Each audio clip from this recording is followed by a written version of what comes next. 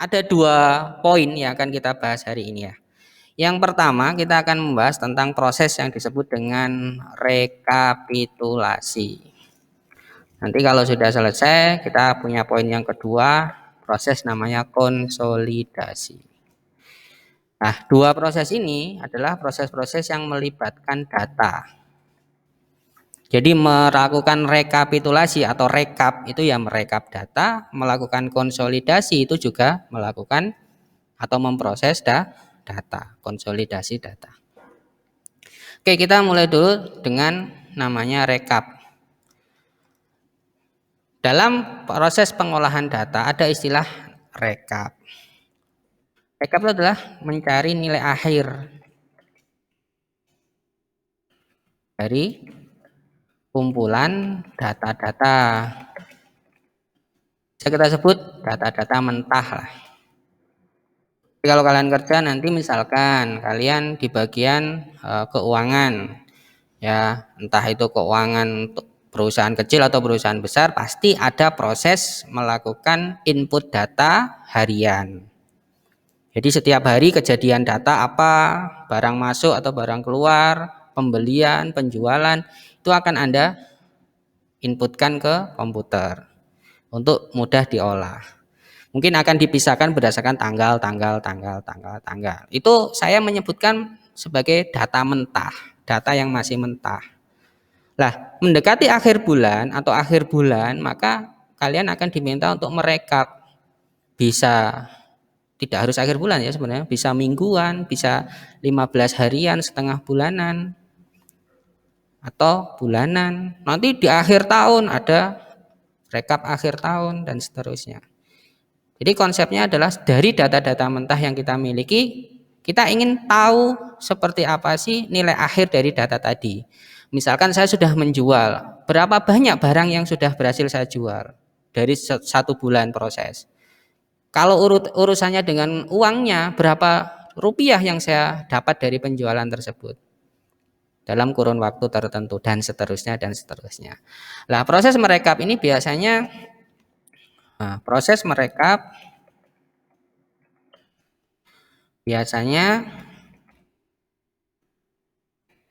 ya, berhubungan dengan perintah ini. Satu, sum.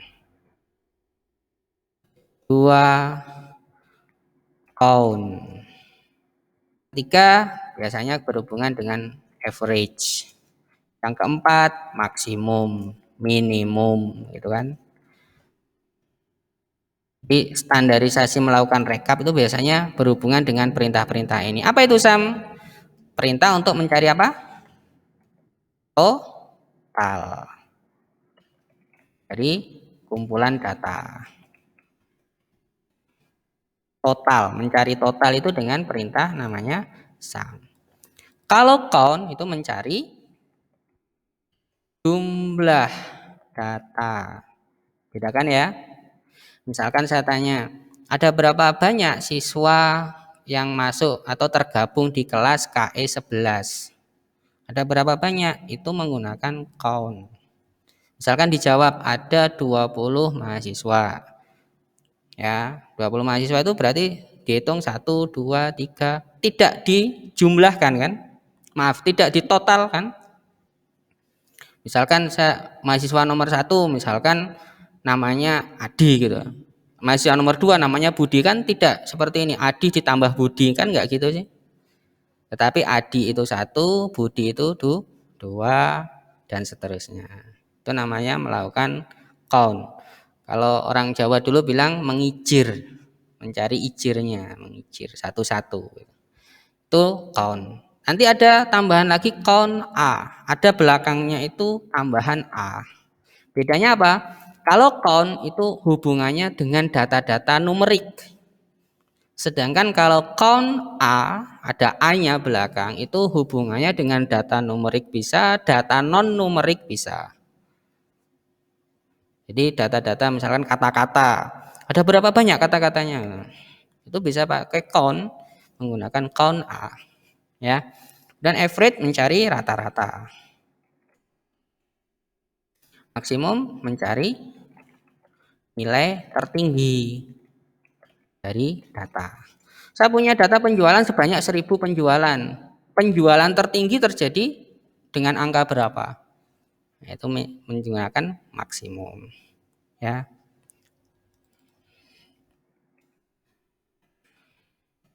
Ini kebalikannya.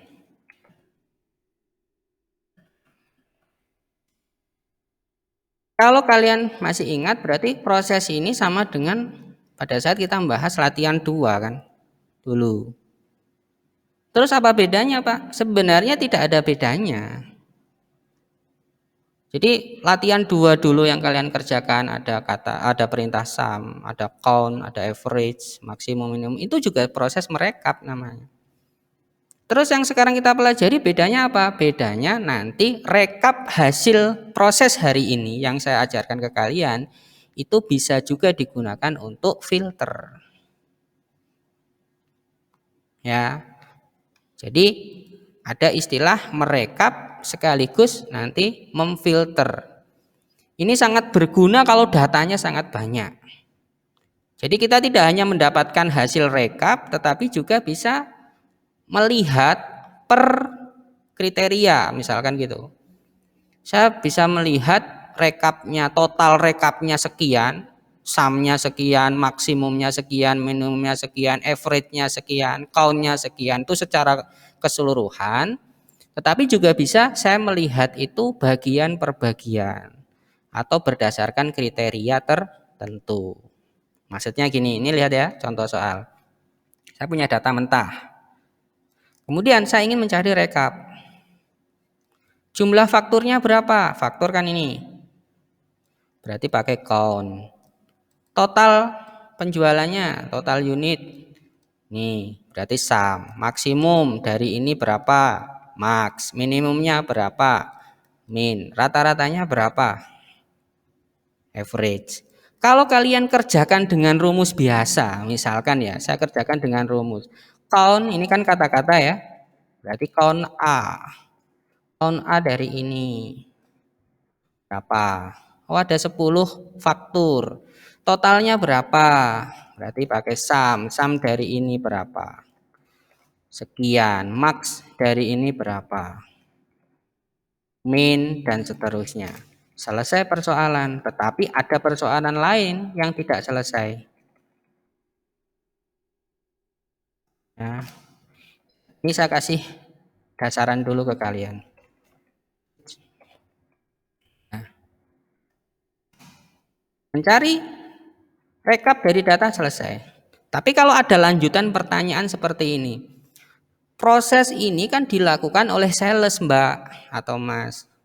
Saya pengen tahu Anissa itu menjual berapa, Nurdi itu menjual berapa, misalkan.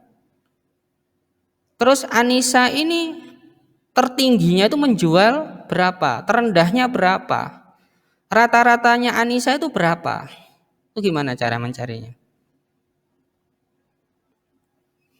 Kalian dapat rekapnya secara keseluruhan, tapi kalau diminta untuk menghasilkan rekap per sales misalkan gitu, itu kita ngomong satu kriteria saja ya, sales, itu akan gelagapan kalau kita tidak ngerti dengan konsep rekap data yang akan kita pelajari hari ini. Ya, jadi latihan 2 yang kalian kerjakan dulu itu hanya mencari rekap keseluruhan. Tapi yang akan kita pelajari hari ini adalah selain menghasilkan rekap keseluruhan, kita juga bisa melakukan filtering data, pencarian data. Filter itu sebenarnya kan mencari data. Misalkan berdasarkan salesnya. Nanti di sini otomatis akan muncul datanya per sales berapa secara otomatis. Nah, sekarang rumusnya kita rombak. Misalkan saya menggunakan count, maka depannya awali dengan D. The count. D itu data. The count yang kita kenal selama ini count saja atau count A. Kenapa A tadi saya sudah sampaikan alasannya. Kalau mau bermain dengan rekap plus bisa melakukan filter data, Anda gunakan rumus the count. Misalkan A ya, the count A. Terus di sini ada database. Database itu apa? Database itu lihat datanya. Mau disorot keseluruhan boleh. Karena kalian pengen melihat fakturnya saja, boleh disorot di bagian faktur saja boleh. Ya, jadi kalau datanya ada 3 kolom, sekian baris, semuanya boleh disorot. Mau melihat di posisi tertentu saja juga boleh. Tapi ingat, oh saya kan mencari count tapi nanti juga berdasarkan kriteria. Bagaimana? Kriterianya ada di kolom ini Pak, nama sales. Ya berarti harus 2. Pak ribet Pak, ya wis semuanya, cepet. Dengan cara kontrol panah kanan, kontrol shift panah kanan, panah bawah.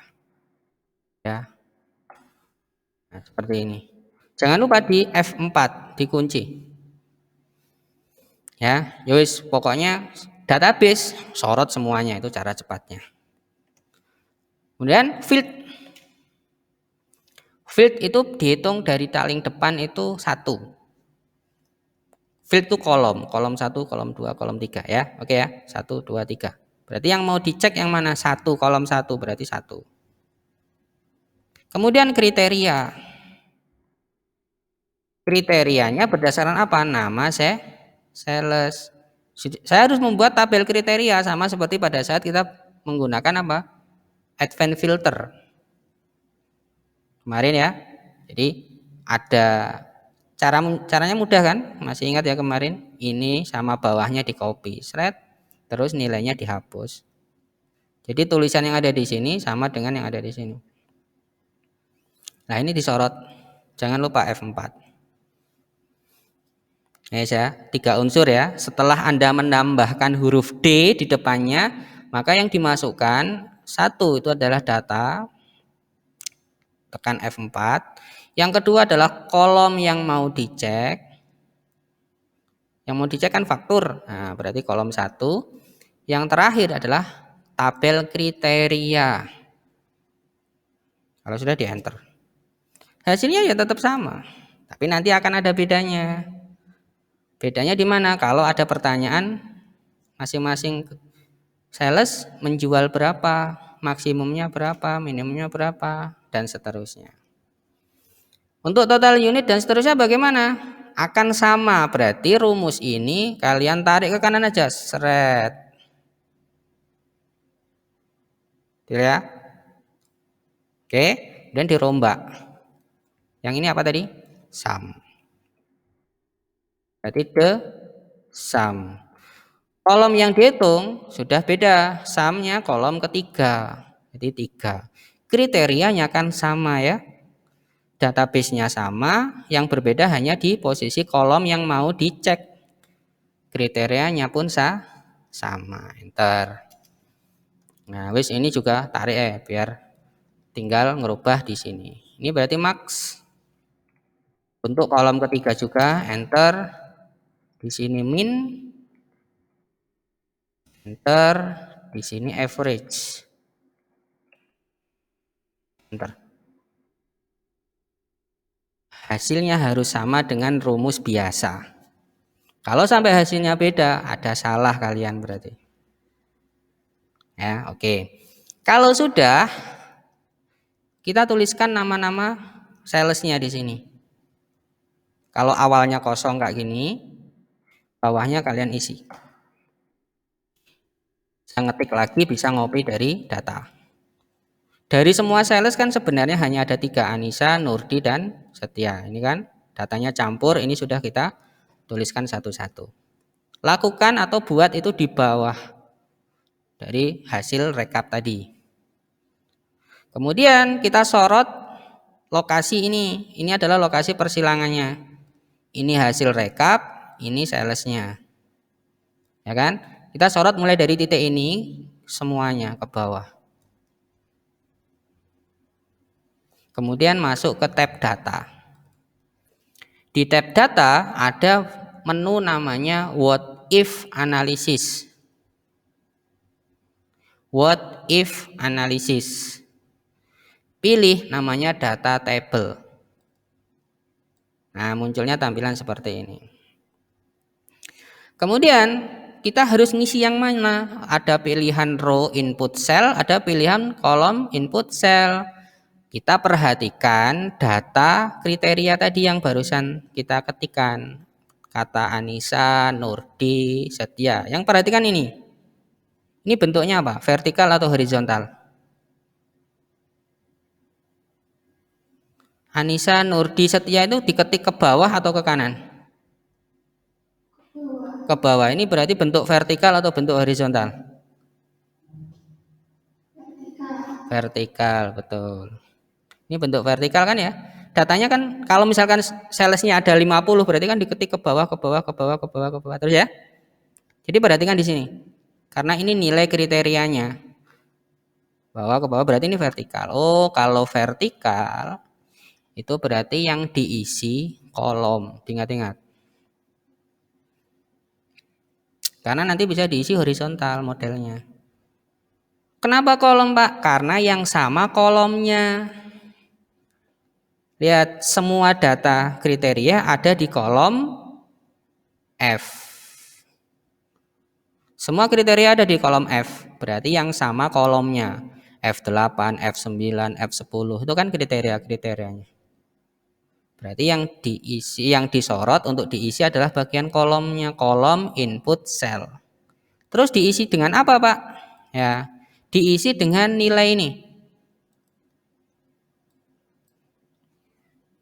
Jadi disorot di bagian sininya saja, tidak boleh gini loh ya. Nggak boleh ya. Jadi diambil poinnya saja. Maksudnya apa? Kalau nilai ini nanti saya isi dengan salah satu yang ada di kriteria, entah Anissa, entah Nurdi, entah Setia, di sini saya isi, maka yang di warna kuning hasil dari rekap ini akan muncul untuk orang tersebut. Posisinya kan ini kosong. Sekarang kan kosong ya, berarti yang di warna kuning hasil rekap ini akan muncul untuk semuanya. Berarti itu untuk semua sales. Tapi kalau di sini nanti saya isi dengan Setia, misalkan diisi dengan Setia, maka yang warna kuning ini akan muncul khusus untuk Setia. Nah, itu disebut dengan proses filter data rekap. Wes di oke. Nah, muncul datanya, lihat ini. Ini pecahan-pecahan datanya. Ya, pecahan-pecahan datanya. Cara bacanya gimana?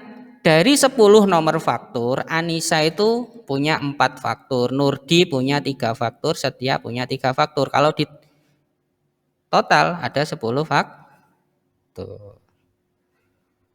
1659 total unit itu Anissa punya 775, Nurdi punya 829, Setia punya 55. Bayangkan datamu ini ada 1000 baris. Maka caramu ini akan sangat efektif mencari satu persatu rekap dari masing-masing sales. Terus coba kita isi. Coba kita isi. Di situ ya.